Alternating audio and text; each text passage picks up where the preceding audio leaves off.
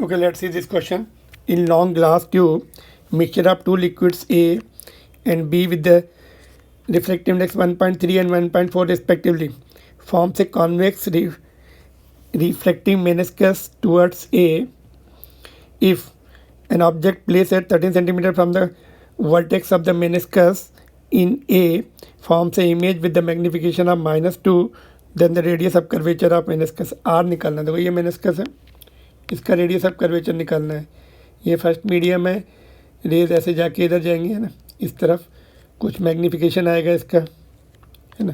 तो इसका मैग्नीफिकेशन का फार्मूला देखते हैं। चलो पहले मैग्नीफिकेशन का फार्मूला देखते हैं, फिर देखते हैं कैसे निकाल, फिर हमें क्या क्या रिक्वायरमेंट है। Magnification in this case in the curved surface और स्फेरिकल सरफेस का मैग्नीफिकेशन देखिए कैसा होता है। V/U हमने पढ़ा है लेंस में, ठीक है। तो V/U तो रहेगा ही, V को हमें N2 से डिवाइड करना है। U का सेकेंड मीडियम में इमेज बन रही है, और U को, और U फर्स्ट मीडियम में है तो उसको N1 से डिवाइड करना। तो ये थोड़ा सा लर्न करना पड़ेगा आपको। Magnification in the spherical surface is given by V/N2 divided by U/N1। Object N1 medium में होता है। N1 मीडियम कौन सा होता है? जिसमें से रेज आती हैं, ऑब्जेक्ट उस मीडियम में होता है। जिस मीडियम में ऑब्जेक्ट है और उसको U से डिवाइड करो, जिसमें रेज जा रही हैं उसको V को N2 से डिवाइड करो, है ना। तो ये थोड़ा सा लर्न करिए। नाउ ये फार्मूला, ठीक है।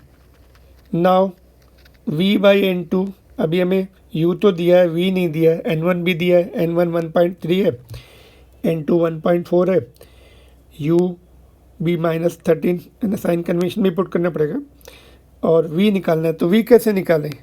How to get the V का फार्मूला क्या होता है? N2/V reflection through the spherical surface, N2/V minus N1/U is equal to N2 minus N1/R।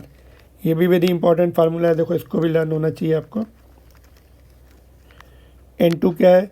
जिस मीडियम में रेज जाती हैं उसका रिफ्रैक्टिव इंडेक्स, V इमेज की पोजीशन है, माइनस N1 मीन्स जिस मीडियम से रेज आ रही है उस मीडियम का रिफ्रैक्टिव इंडेक्स, U ऑब्जेक्ट की पोजीशन। देखो ये टर्म्स यहाँ पर है, N2 minus N1, same is this side, N2 minus N1 एक साथ है, यहाँ पे अलग अलग है।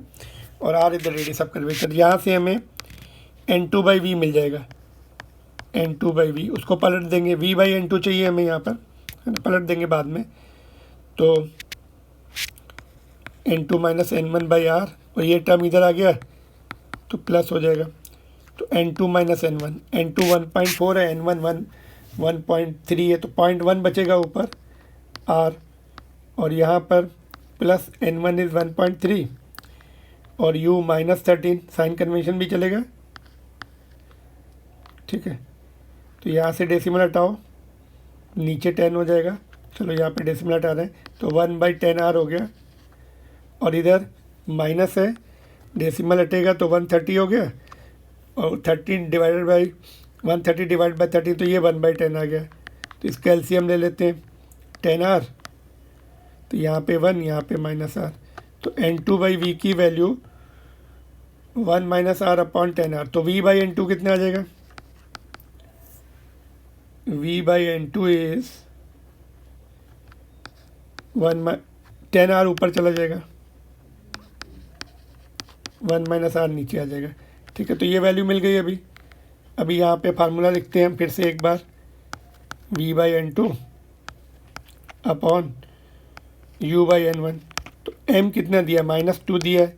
V/N2 की वैल्यू पुट कर दी जाए, 10R अपॉन 1 -R, और यहाँ पर U/N1, N1 तो ऊपर चला गया, N1 की वैल्यू 1.3 है, और U कितना है? -13, ठीक है। ये भी फिर से वही डेसिमल हटाया यहाँ से, नीचे 130 हो गया, माइनस माइनस भी कैंसिल कर दीजिए, ये 10 आ गया, है ना।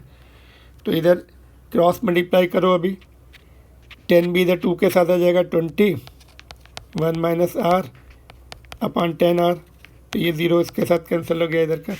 तो what we are getting is 1 -R, 2 भी है इधर, बाहर 2 भी है, तो ये 2 को अंदर मल्टीप्लाई कर लो, 2 minus 2r is equal to r। तो यहाँ से 2 इज इक्वल टू 3r, तो r is equal to 2/3 centimetre में है, बिकॉज सारी वैल्यू सेंटीमीटर में। ऑप्शन नंबर 3, ठीक है।